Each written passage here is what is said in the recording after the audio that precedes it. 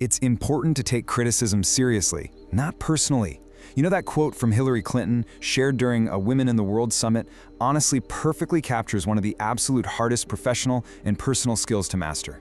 I mean, we all receive feedback, right? We all face criticism, but how we process it, how we filter it, and ultimately how we use it without letting it totally crush our self-worth, that is a completely different story. Today, we're taking what I like to call an outside-in journey. First, we're going to look at the external forces of harsh feedback and workplace stress, and then we are going to travel deep inward. We're going to build an unbreakable psychological armor so that you can navigate literally any environment with total confidence. Welcome to The Explainer. Today we are diving deep into the complex dynamics of navigating criticism and building enduring self-worth. We'll be breaking down real-world workplace behaviors, a little bit of ancient philosophy, and some modern psychology to build a highly practical toolkit for your everyday life. All right, here is our roadmap for today. 1. Redefining harsh criticism. 2. The Stoic Shield. 3. Cultivating a growth mindset. 4. Building workplace resilience. And 5. Finding internal self-worth. Let's get right into it. Section 1. Redefining harsh criticism. Okay, so before we can properly defend against toxic feedback, we have to understand exactly what it is and why it happens so often in our professional lives. When we get harsh feedback, it usually falls into a very specific category. The concept of radical candor, you've probably heard of it, requires two things simultaneously: caring personally and challenging directly. It's that absolute sweet spot where someone gives you the hard truth, but you know deep down they have your best interests at heart. But right next to it is its dark shadow, obnoxious aggression. This happens when someone challenges you directly, but they completely skip the whole caring personally part. People sometimes call this front stabbing because it really is just a direct attack. But what's really interesting about this distinction is that it helps us realize obnoxious aggression isn't necessarily a permanent personality flaw. It's a behavior. Literally anyone can slip into it. And honestly, this just goes to show how even the absolute best of us can make this mistake. Kim Scott, the very creator of the Radical Candor framework, shared a wild story about her early days at Google. Basically, she disagreed with Larry Page about an AdSense policy. So what did she do? She fired off this incredibly blunt, accusatory email to about 30 people, including Larry himself, basically implying he only cared about revenue and not the users. She completely skipped humility, she skipped privacy, and she skipped empathy. She later realized she did this because she was viewing Larry as this sort of invincible demigod, not as a real human being deserving of respect and private feedback. So remember, when we are on the receiving end of obnoxious aggression, it usually just means the person delivering it has temporarily forgotten our humanity in that moment. Moving right along to Section 2. The Stoic Shield. Since we know external threats and obnoxious aggression are pretty much guaranteed in life, how do you actually stop an insult from hurting? It's a deeply relatable question, isn't it? I mean, when those harsh words hit your inbox or they get spoken out loud in a meeting, your heart rate spikes instantly and that sting is immediate. But guess what? Thousands of years ago, the Stoic philosophers figured out a system to short-circuit this exact emotional reaction. They believe that it is not the event itself that harms us, but our interpretation of the event. The Roman philosopher Seneca wrote something brilliant. He said, "The greatest remedy for anger is delay." I really want you to think about the incredible power of the pause here.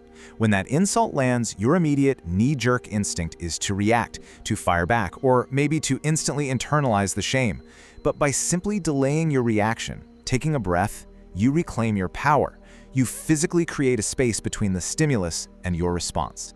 We can actually break this down into a super practical three-step process. Step 1, pause. Just delay the reaction exactly like Seneca advised. Step 2, reframe. This is what psychologists call cognitive reframing. You view the insult not as a personal attack, but as an opportunity to practice your patience, or hey, use some humor to disarm it. Remember, other people's opinions are entirely outside your control. And step 3, empathize. As Marcus Aurelius noted back in the day, People who lash out are very often just dealing with their own inner turmoil. If you see their insult as a reflection of their stress, rather than a measurement of your worth, you actually start to feel compassion instead of anger. The insult literally just bounces off. Which brings us to Section 3, cultivating a growth mindset. All right, so we've built a shield against the insult itself. But what if the criticism actually contains some truth? To process that truth without crumbling, we really have to look at our underlying mindset. Let's look at the foundational science behind this. Back in 1988, Stanford psychologist Carol Dweck introduced the concept of implicit theories of intelligence. That sounds super academic, but basically, this just refers to the core underlying assumptions we all hold about whether our personal attributes, like our intelligence or our talent, are fixed at birth or whether they are malleable and can actually be changed. There is a massive, stark contrast in how we approach this. If you have what's called a fixed mindset, you believe your abilities are carved in stone. So if you receive criticism or if you fail at something, it feels like this devastating, permanent judgment of your core worth. You constantly dread looking dumb. But if you cultivate a growth mindset, you fundamentally understand that abilities are developed through effort and persistence. Failure isn't a permanent label. Actually, scratch that, it's not a label at all, it's just data. It's a stepping stone. When you adopt a growth mindset, you don't take criticism personally because you know you are always a work in progress. You actually welcome the challenge because it's making you smarter. Section 4, building workplace resilience. So we've talked about isolated feedback in our internal mindsets, but let's apply this to the heavy, everyday reality of our jobs, where stress can slowly chip away at our resilience.